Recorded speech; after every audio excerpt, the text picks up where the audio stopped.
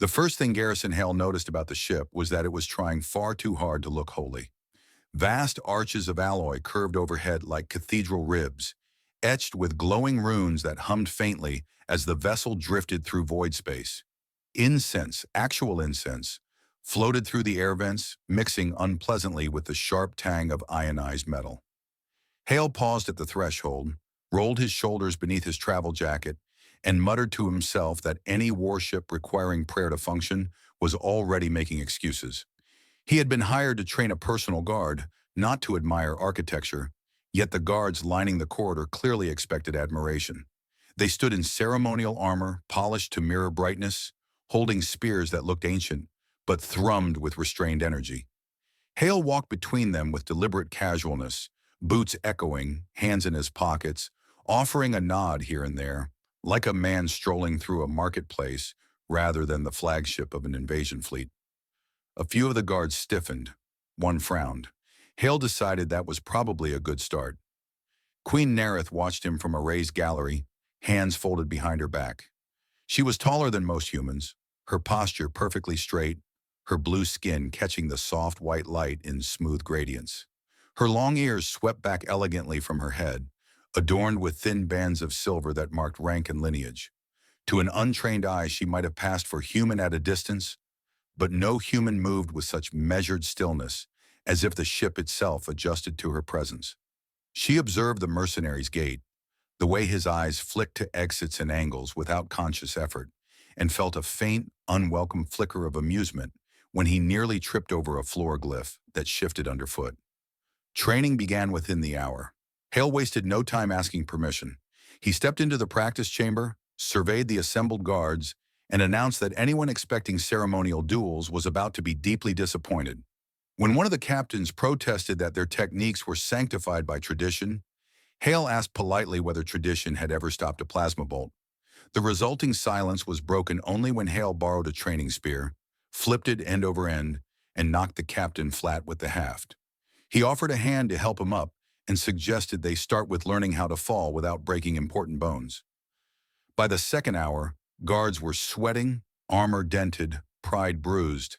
Hale cracked jokes between drills, comparing their formation to a very angry wall and praising one particularly agile guard for almost not dying. Laughter crept in despite itself, thin at first, then genuine. Even Queen Nerith found herself watching longer than intended, her lips tightening in a way that might have been the beginning of a smile. The human's methods were inelegant but effective. More troubling was how quickly he adapted, reading alien physiology as if he had trained them all his life. When the session ended, Hale bowed awkwardly in the general direction of the gallery, unsure where exactly the Queen was standing, and asked where he could find an armory that didn't look like it would judge him. A chamberlain led him away, leaving Nerith alone with her thoughts. The fleet's engines shifted pitch as they altered course, the subtle vibration of entering a faster void current thrumming through the deck. Invasion loomed ahead like a shadow, no one spoke aloud. Later, alone in a quieter corridor, Hale exhaled and leaned briefly against the cool metal wall. He was good at pretending ease, but even he could feel the weight of the ship, of expectation. He glanced down at his hands, scarred, familiar, and wondered idly what kind of queen built a warship that smelled like a temple. Somewhere deep in the vessel, ancient systems whispered to one another as if clearing long unused throats, responding to a presence they did not yet understand. Hale pushed off the wall and headed toward the armory, unaware that the ship, and its queen, had already begun to notice him. The armory was quieter than Hale expected, which immediately made him suspicious. Rows of armor stood in solemn ranks, suspended in grav fields like obedient spirits awaiting resurrection. The air was cool and faintly metallic, threaded with the low murmur of power conduits beneath the floor. Hale whistled softly, mostly to annoy the room, and began laying out his own gear on a stone table that looked far too ceremonial to be used as a workbench. He stripped down without ceremony, peeling off layers with the practiced efficiency of someone who had dressed for combat more times than he could remember. His armor was functional, scarred, modular, patched with components from at least 4 different manufacturers who would probably be offended to see their work cooperating so well. As he reached for the spinal plate, he paused, flexing slightly as the faint, Familiar warmth spread across his back. The tattoo responded to movement like a living circuit, lines shifting subtly beneath his skin. Hale didn't look at it. He never did. You didn't stare at old things that had survived you. He didn't hear Queen Nerith enter. The armory's systems dimmed their hum by a fraction, lights adjusting with reverent precision. She stopped just inside the threshold, intending only to observe, to understand the human's equipment and methods. Curiosity was a manageable indulgence. She told herself this firmly, right up until the moment Hale lifted the spinal plate and the tattoo was fully revealed. Time fractured. The markings were unmistakable. Not merely the pattern, but the way it existed. Part ink, part quantum imprint, refusing to remain static. Her breath caught, sharp and involuntary. The Void Watcher's sigil had been burned into her people's oldest memory, carved into ruins older than her crown. She had seen it only in forbidden archives, rendered imperfectly by artists who could never quite capture how it seemed to look back at you. Now it was there, alive, etched into the back of a human who was complaining under his breath about an armor latch. Hale sensed the silence stretched too long. "If this is a no shoes in the armory situation," he said lightly, "I should warn you, I've already offended at least 3 religious orders today." He turned halfway, caught sight of Nerith's expression, and stopped. He straightened slowly, suddenly aware that something had shifted in the room that had nothing to do with gravity. Nerith recovered with effort. Royal composure slid back into place like a practiced mask, but her eyes lingered on the tattoo, wide and unblinking. "Complete your preparations," she said, voice steady by force alone. "I did not intend to interrupt." "Oh, right." Hale fumbled the spinal plate into place with less grace than usual, fastening it quickly. "Armor modesty laws vary by system. I should probably look that up sometime." She didn't smile. That frightened him more than if she had. She turned and left without another word, long ears rigid, steps measured. The armory lights brightened again, unaware that anything extraordinary had occurred. Hale stood still for several seconds, then exhaled. "Well," he muttered, "that was normal." He finished sealing the armor, the tattoo's warmth fading as the plates locked down. Still, a faint vibration lingered, like a system refusing to power off. Elsewhere in the ship, Nerith moved through corridors she had walked since childhood, barely seeing them. Memory pressed in from all sides. Fire, betrayal, a bloodline nearly extinguished. The Void Watchers had sworn to stand between her ancestors and annihilation. They had failed, or vanished, or been erased so thoroughly that believing in them had become almost childish. And yet the mark was real. The ship knew it. She could feel it in the way ancient subsystems stirred, in the subtle resonance beneath her feet. A human mercenary with a sense of humor and terrible posture should not carry a relic of her people's deepest oath. That he did was either a miracle or the universe indulging in a particularly cruel joke. Nerith was no longer certain which frightened her more. Queen Nerith did not sleep. Instead, she stood alone within the deepest archive chamber of the ship, a place sealed not by locks, but by lineage. The doors had parted for her with a sound like distant thunder, recognizing blood rather than command codes. Pale light flowed from crystalline walls, illuminating glyphs that shifted when observed directly, as if embarrassed to be remembered. She moved slowly, long ears angled slightly back, fingers trailing across the surface of a memory plinth. The ship responded with quiet obedience, projecting fragments of the past into the air. Ghost images bloomed, tall figures clad in unfamiliar armor, standing beside queens who looked uncomfortably like her. The Void Watchers, their faces were always indistinct, as though the universe itself had agreed not to remember them too clearly. "They were real," Nerith said softly, to no one. The ship hummed in confirmation, a low harmonic note that vibrated through her bones. The massacre followed. Images fractured into chaos, fire, collapsing spires, alarms screaming in ancient tones. The Watchers fought, died, vanished. Records ended abruptly, corrupted at a level so deep it defied modern reconstruction. A deliberate erasure. Nerith clenched her hands, nails pressing into her palms. The oath had not been broken. It had been buried. Elsewhere, Hale was having a very different sort of crisis. He stood in the training hall, surrounded by guards who were now far too polite. Where yesterday they had glared, today they bowed. One of them even offered him a ration bar wrapped in ceremonial cloth. Hale accepted it cautiously, sniffed it, and said, "If this explodes, I want it noted I died trusting someone in a fancy helmet." No one laughed. That worried him. The drills resumed, but something was off. The ship's systems lagged for half a second every time Hale crossed certain floor lines. Target drones adjusted their trajectories mid-flight, as if reconsidering their life choices. At one point, a defensive barrier flickered into existence directly in front of him, blocking a simulated plasma burst that hadn't been aimed at him in the first place. Hale stared at the barrier. "Okay," he said to the empty air. "That's new." A technician hurried over, muttering apologies and blaming calibration errors that did not, strictly speaking, make sense. Hale nodded along, but the familiar warmth began to stir beneath his armor again, faint but insistent. He cracked a joke about haunted ships and cursed tattoos, but the sound rang hollow even to his own ears. Later, summoned to a private chamber, Hale found Queen Nerith waiting. The room was stark, stripped of ceremony, walls smooth and undecorated. She gestured for him to sit. He did carefully, like a man unsure whether the chair might be offended. "You have noticed changes," Nerith said. "I've noticed your ship likes me," Hale replied. "I don't know why. I haven't even bought it dinner." A pause, then, unexpectedly, Nerith exhaled something close to a laugh. Brief, sharp, gone almost instantly. "That may be the most unsettling part." She studied him in silence, eyes searching his face for something he did not know how to provide. "The mark on your back," she said at last. "Do you know what it is?" Hale shrugged. "I know it itches when I'm about to be shot at, and that it's the reason several people tried to kill me before I learned how to shoot back." That answer unsettled her more than any elaborate lie could have. "You were given no explanation?" "Dying people aren't great at lectures," he said gently.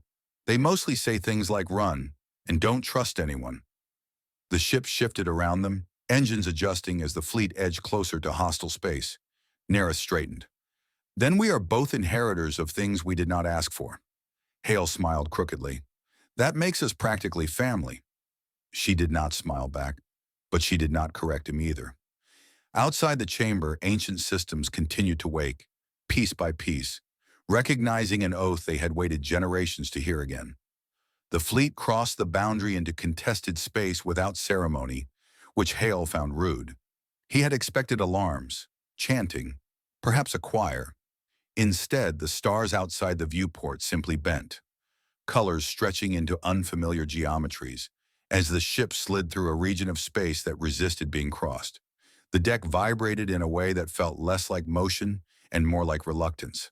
Hale was in the armory again, tightening a strap that refused to behave. "I swear," he muttered, "this thing was built by someone who hated shoulders." The armor responded by locking itself perfectly into place, snug and unhelpful. The warmth along his spine flared briefly, then settled as if satisfied. He froze, jaw tightening. "Don't start," he warned no one. "We're not friends." Across the ship, lights dimmed and brightened in slow pulses. Ancient defense matrices, supposedly dormant, began to hum. Tactical officers stared at their displays, whispering to one another in voices that carried superstition, thinly disguised as protocol. No one said the word prophecy, but it hovered over every console like a static charge. Queen Nerith stood on the command dais, hands clasped behind her back, long ears angled outward in a sign of focus. She felt the change as keenly as the ship itself. Systems were aligning not to her commands, but to something deeper, older, to him. The realization sat heavy in her chest. She summoned Hale. He arrived moments later, helmet under one arm, expression somewhere between relaxed and deeply unimpressed by destiny. "If this is about the ship trying to adopt me," he said, "I'm flattered, but I don't do long-term commitments." Nerith regarded him for a long moment before speaking. "You carry an oath you do not understand," she said, "and my crown carries a secret I was never meant to reveal." "That sounds like the start of a very bad partnership," Hale replied. "Those usually end with explosions." or prevent them, she said quietly. She led him away from the bridge, down into a chamber so deep the hum of the engines faded into something like silence. At its center stood a structure of interlocking crystal and metal, suspended in a grav field that bent light around it. Power flowed through it in slow, terrifying rhythms. The fail-safe, Nerith said, bound to my bloodline. If activated, it would collapse every star system within its reach, including ours, including theirs. It was meant to end wars by making them impossible to survive. Hale stared. You people really don't do anything halfway. It has never been used, and she said, because the Void Watchers existed to stop us. To stop me. The ship shuddered as a distant impact rippled through space. Enemy contact. Hale felt the tattoo burn, sharper this time, a pull toward the device that made his teeth ache. He took a step back instead. Yeah, he said slowly. About that, if this thing thinks I'm here to flip the universe-sized kill switch, it's going to be disappointed. Nerith turned to him, surprise flickering across her composed features. You would refuse? I'm a mercenary, Hale said. I like my job survivable. Also, blowing up everything tends to reduce repeat business. For a heartbeat, tension cracked, and then Nerith laughed. It was unexpected, bright, and quickly stifled by the weight of the moment. You mock the end of worlds, she said. Someone has to, he replied. Otherwise, it gets ideas. Alarms finally sounded, low and resonant. The invasion had begun in earnest. Hale straightened, helmet sliding into place. Tell me where you need me, he said. Not where prophecy says I should stand, where you want me. Nerith met his gaze, something shifting between them. Trust, perhaps, or the first fracture in destiny's grip. At my side, she said. The ship surged forward, ancient systems fully awake now, responding not to fate, but to choice. The first volley struck the ship like an accusation. Energy rippled across the outer shields, light flaring along the cathedral arches as if the vessel itself were bracing. The deck lurched, then steadied, ancient stabilizers compensating with offended precision. Hale grabbed a rail with one hand and laughed despite himself. All right, he said, helmet sealing with a hiss. Now it feels like work. Enemy signatures bloomed across the tactical displays. Angular ships bristling with weapons that bent space locally to cheat momentum. They emerged from folded corridors of void like predators convinced they had found a wounded god. The fleet answered, formation shifting with practiced elegance. But it was immediately clear the opposition had planned for brute force. What they had not planned for was the ship's sudden enthusiasm. Weapons that had not fired in centuries came online, not with warning lights or authorization prompts, but with a deep, satisfied resonance that Hale felt directly along his spine. The tattoo flared hot, lines tightening, aligning. He sucked in a breath through his teeth. I really hate it when things in my body start syncing with things the size of cities. Focus, came Nerith's voice over the comm, calm and steady. The ship is responding to you. Can you feel it? Oh, I feel it, Hale said. It's like being adopted by an angry monastery. He moved through the corridors at a run, guards falling in behind him without question. Blaster fire rattled the bulkheads ahead, flashes of light casting sharp shadows. Hale ducked into the breach zone just as an enemy boarding unit tore through the hull in a storm of compressed particles. He rolled, came up firing, shots precise and economical. The guards followed his lead instinctively now, formations breaking and reforming with lethal efficiency. Between bursts, Hale found himself issuing orders he didn't remember learning, calling out angles, timings, pressure points that aligned perfectly with the ship's internal defenses. Doors sealed as he passed. Gravity shifted subtly to throw attackers off balance. He laughed breathlessly. Okay, he admitted to no one. That's impressive. On the bridge, Nerith watched the displays with a mixture of awe and terror. The fail-safe chamber pulsed brighter with each engagement, reacting to the same quantum resonance as Hale's mark. The prophecy tightened like a noose. If the battle tipped too far, the system would demand activation. She clenched her hands, long ears drawn back, refusing to look toward the indicator that tracked Hale's proximity to the core. A direct hit rocked the ship. Power flickered. Somewhere deep within, containment fields wailed their displeasure. Hale stumbled, caught himself, and felt the tattoo blaze like a brand. A pull yanked at him, unmistakable now. A directive older than language. Protect the bloodline. By any means. Yeah, no, he growled, digging his heels in. We talked about this. The ship did not argue, but the pull intensified. Hale slammed a fist into the wall, pain grounding him. He opened a channel. Nerith, your doomsday toy is getting ideas. I know, she replied instantly. I feel it too. Good, we're sure, he said. Then listen to me very carefully.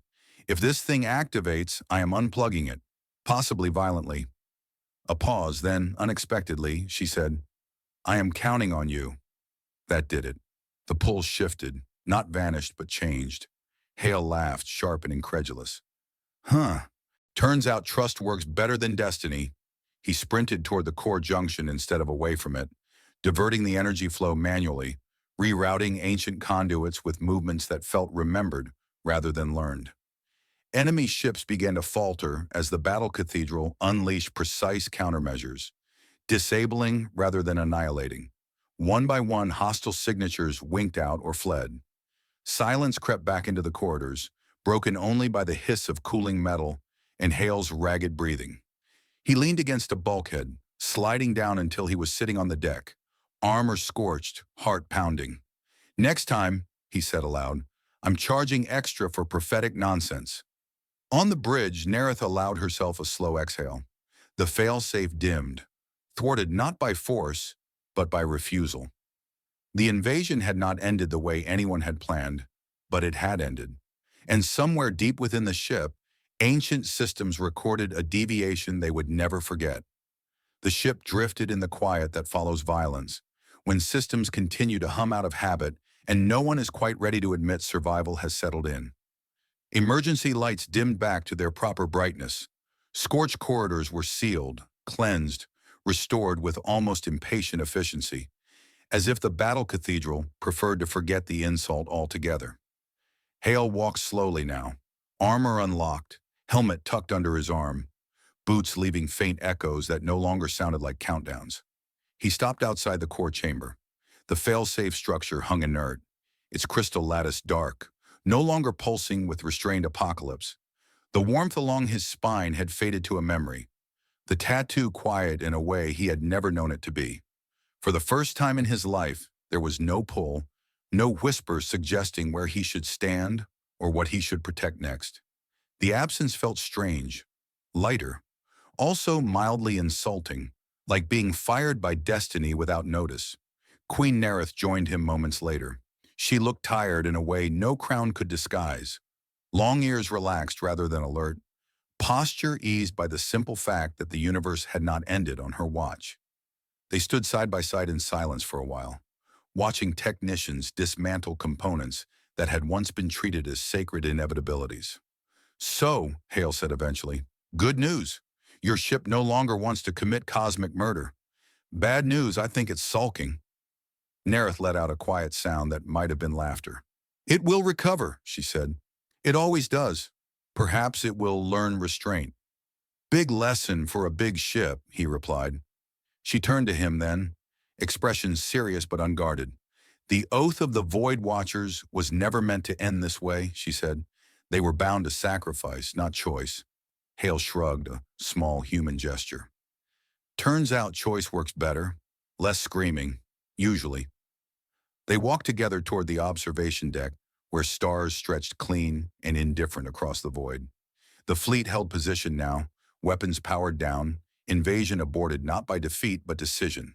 Messages flowed between ships, diplomats already working to turn survival into precedent. Nerith faced the viewport. My bloodline will be different now, she said. The crown no longer carries a secret that can destroy us all. That burden is gone. Hale considered that. Guess that makes you just a queen then. Must be disappointing. She smiled fully this time, blue skin creasing at the edges of her eyes. It is liberating. Silence settled again, comfortable now. Hale felt the itch to move on, the old mercenary instinct, but it lacked urgency. He realized with mild surprise that for the first time he wasn't running from something burned into his skin. He was simply standing, What will you do? Nerith asked. He thought about it honestly. I might stay, he said. Train your guards properly. Teach them how to fall without dying. Maybe figure out who I am without ancient space tattoos making decisions for me. She nodded. You would be welcome. Not as an oath. As a person. Hale smiled softer than before. Careful, he said. That's how people end up with responsibilities. As queen, she replied dryly, I am intimately familiar with that risk. The ship adjusted course, engines humming with renewed purpose, not toward war, but away from it. Hale watched the stars shift and felt something settle inside him, an understanding that protection did not have to mean erasure, that guardianship could be chosen daily rather than imposed by prophecy. Behind him, the core chamber sealed permanently, its threat dismantled, piece by piece. For the first time, the future did not glow with warnings or ancient symbols. It was simply open. Hale squared his shoulders, exhaled, and stepped forward into it, unmarked by destiny, accompanied by a queen who had chosen trust over annihilation.